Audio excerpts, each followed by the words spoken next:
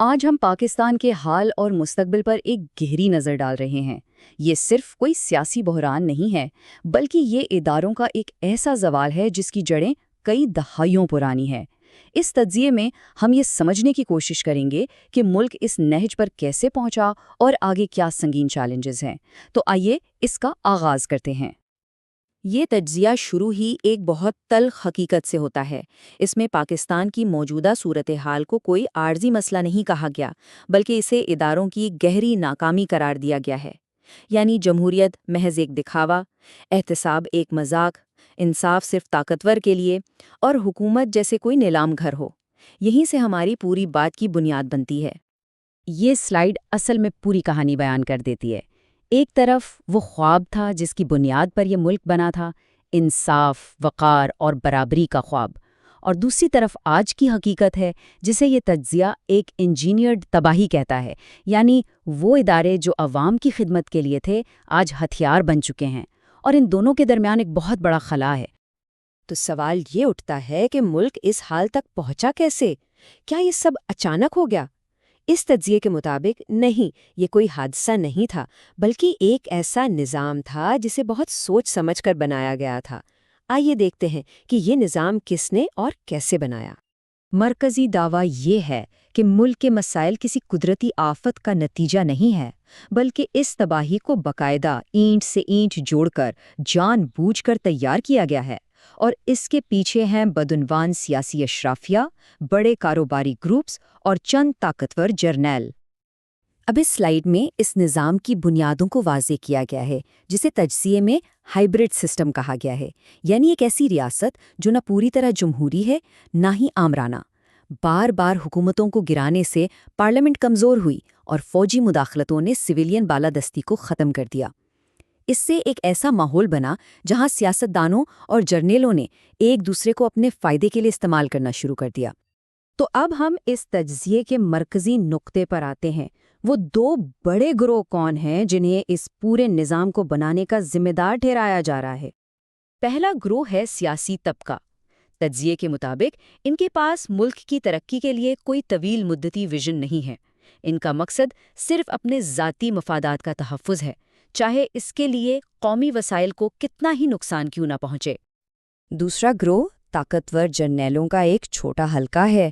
یہاں یہ بات واضح کی گئی ہے کہ عام سپاہیوں کی حب الوطنی پر کوئی سوال نہیں، لیکن تاریخ گواہ ہے کہ چند اعلیٰ عہدوں پر موجود جرنیلوں نے بار بار سیاسی معاملات میں مداخلت کی ہے، جیسے یہ ملک ان کی ذاتی جاگیر ہو۔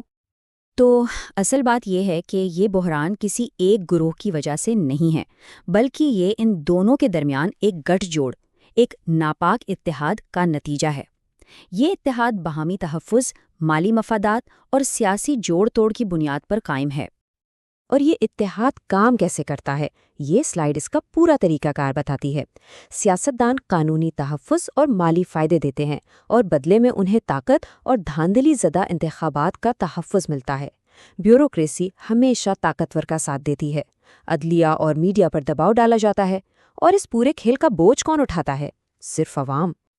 اور اس نظام کی قیمت بہت بھاری ہے۔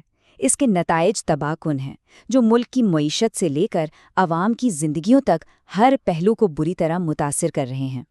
پاکستان کے پاس ایک نوجوان آبادی اور بہترین وسائل ہیں۔ اس کے باوجود معیشت تباہی کے دہانے پر ہے۔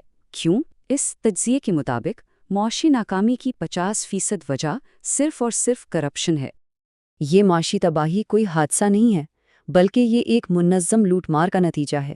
ٹیکس چوری، اسمگلنگ، بڑے پروجیکٹس میں کمیشن اور سرکاری اداروں کی لوٹ مار، ہر سطح پر معیشیت کو کھوکھلا کیا جا رہا ہے۔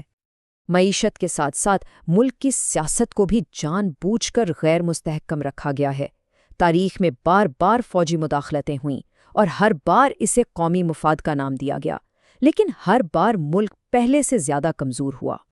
انصاف کے نظام کی حالت تو اور بھی زیادہ تشویشناک ہے۔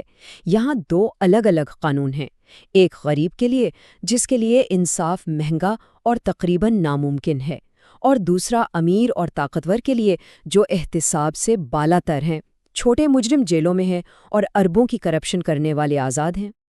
لیکن شاید اس نظام کا سب سے بڑا نقصان نوجوانوں کو ہوا ہے۔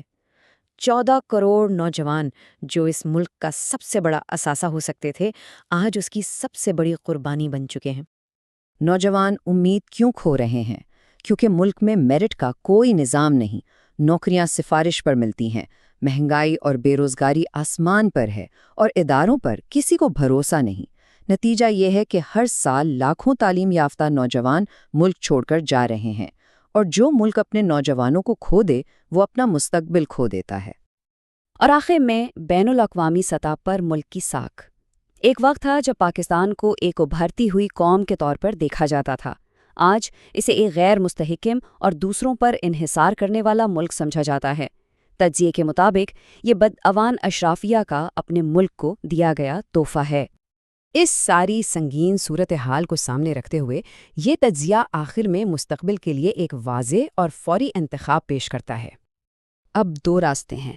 پہلا راستہ اسی نظام کو چلنے دینے کا ہے جس کا نتیجہ مہنگائی، خانہ جنگی اور اداروں کی مکمل تباہی ہے، اور دوسرا راستہ ہے اس نظام کے خلاف اٹھ کھڑے ہونے کا، جس سے حقیقی انصاف، میرٹ اور احتساب کا نظام قائم ہو سکتا ہے۔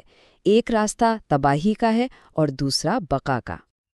اور بقا کے لیے کیا ضروری ہے؟ تجزیے کے مطابق یہ وہ اصلاحات ہیں جن پر کوئی سمجھوتا نہیں ہو سکتا۔ سیاست میں ہر قسم کی مداخلت کا خاتمہ، آزاد میڈیا، شفافیت اور کرپشن کے لیے سخت سزائیں۔ لیکن سوال یہ ہے کہ یہ تبدیلی لائے گا کون؟ اس تجزیے کا حتمی نتیجہ یہ ہے کہ یہ تبدیلی اوپر سے نہیں آئے گی، نہ سیاستدانوں سے، نہ جرنیلوں سے۔ اگر پاکستان کو بچایا جا سکتا ہے تو اسے صرف عوام ہی بچا سکتے ہیں۔ حتمی ذمہ داری عام شہریوں کے کندھوں پر ہے۔ اور آخر میں یہ تجزیہ ہمیں اس ایک طاقتور سوال کے ساتھ چھوڑ جاتا ہے: کیا پاکستانی اپنی قوم کو بچائیں گے یا اسے بدعنوانوں کے رحم و کرم پر چھوڑ دیں گے؟ اس کا جواب